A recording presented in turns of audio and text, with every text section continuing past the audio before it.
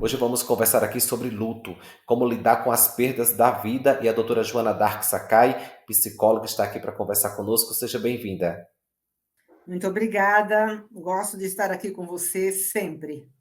Doutora, hoje nós vamos falar sobre um assunto delicado, porém inevitável para todos nós, que é o luto. Em algum momento nós perdemos pessoas importantes, não só pela morte, mas às vezes um divórcio, são diversas circunstâncias. Mas existe também situações que são mais graves, como por exemplo nós vivenciamos, né, presenciamos, na verdade, recentemente uma tragédia, né, um acidente aéreo, é, e isso é um luto, né, diferenciado porque as famílias foram pegas de surpresa.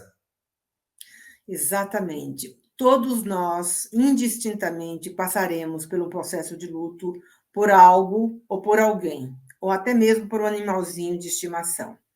No caso de uma morte abrupta, uma morte não esperada, e quase sempre são mortes de pessoas saudáveis, né? Elas se tornam mais impactantes, mais complexas de serem absorvidas. Por quê?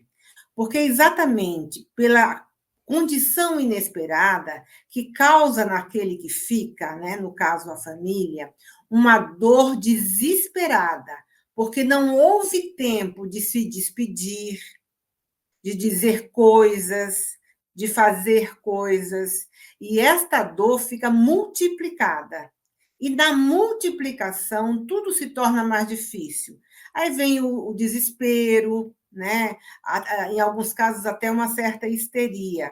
Mas é exatamente porque é uma dor muito difícil. E também vai acontecendo diferente de um para o outro, porque cada um tem a sua experiência interna, emocionalmente falando.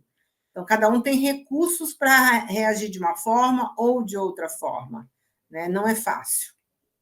Numa situação inesperada, gera outras situações, sentimentos de culpa, né, entre outros.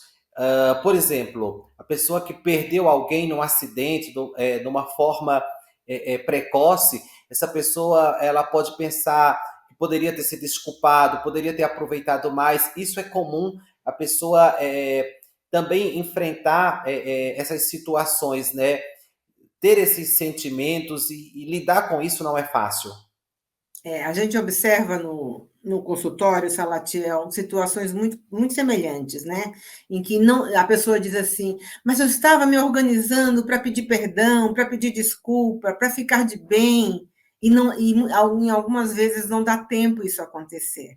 Então, fica uma culpa perpetuada, que precisa de um trabalho interno, quase sempre pela psicoterapia, para que a pessoa se liberte dessa dor, dessa culpa. Não quer dizer que vai deixar, vai anular a pessoa que morreu. Isso não existe, né? Mas o que existe é você poder pensar na pessoa, na importância que ela teve na sua vida, no carinho, nos momentos que vocês partilharam, né? E esse acolhimento, porque a própria pessoa precisa se acolher para permitir que outros também a acolham.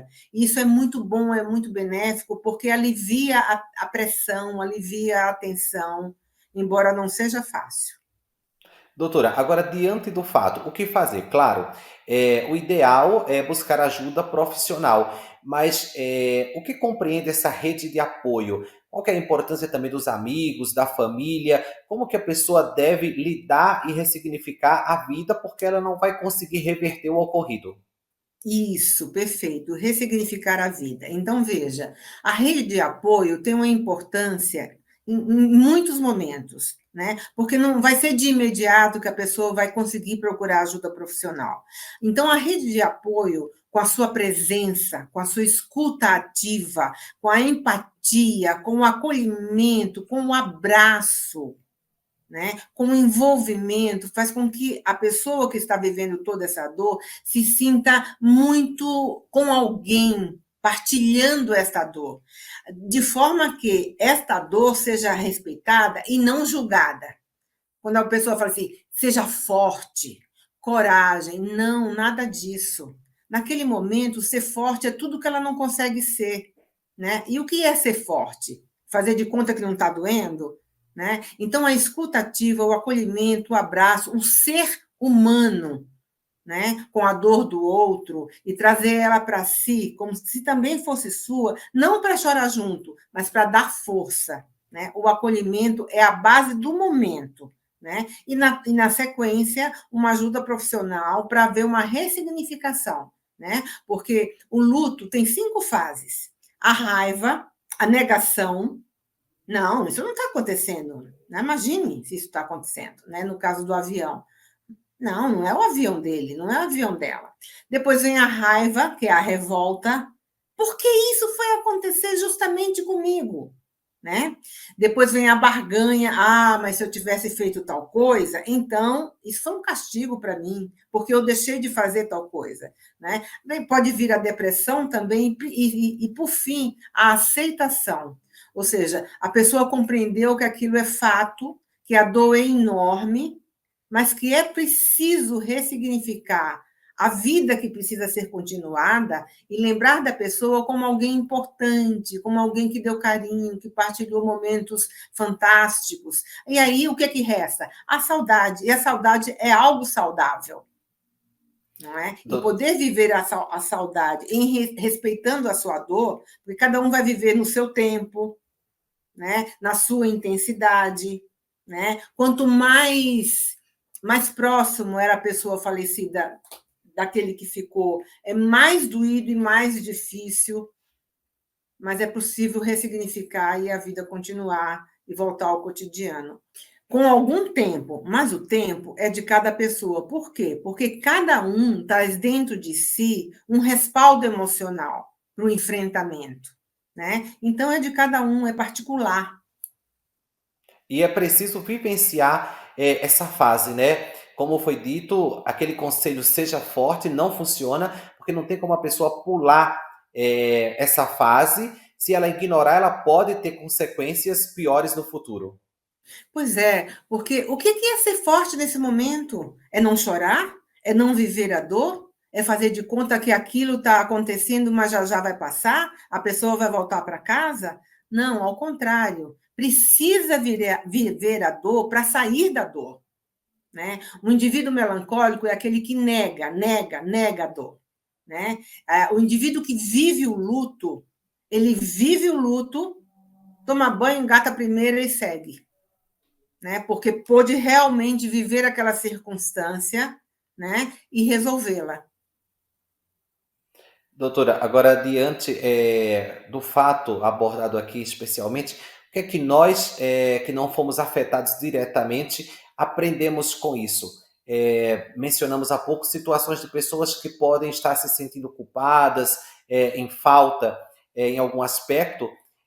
Na nossa vida diária, isso eu entendo que nos deixa uma lição que devemos sempre estar bem resolvidos, até porque acumular as coisas não vai fazer bem para o nosso psicológico de modo geral. Qual que é o aprendizado geral? O que é que isso nos ensina? É uma grande lição de saber quem somos na fila do pão. Né? Que não somos nem mais nem menos que o outro. E que o outro merece o nosso respeito a partir do que a gente se respeita. Então, a grande lição é o que eu faço com isso para que eu não viva esta dor com arrependimento, com culpa, com ressentimento. Então, é poder viver a vida do hoje com ele, com ela, com o vizinho, com o amigo, com o chefe, com o marido, com a esposa, com os filhos, com quem for, né, de uma maneira plena, né, onde a autocompaixão é atuada, para que possa estar com o outro com compaixão. Com compaixão não é botar ele no colo e dar ombro, não é isso. É poder compreender o outro através da escuta ativa e ver que o outro tem defeitos, tem qualidades, assim como a gente, como cada um de nós. Então, é poder viver com qualidade e com menos julgamento. Doutora, muito obrigado pelas informações. Volte outras vezes para tirar nossas dúvidas. Será sempre um prazer. Muito obrigado você também pela companhia. Te espero no nosso próximo bate-papo aqui no programa, mas até lá nós podemos conversar nas redes sociais, especialmente lá no nosso perfil no Instagram, @canal Doutor TV. Te vejo lá.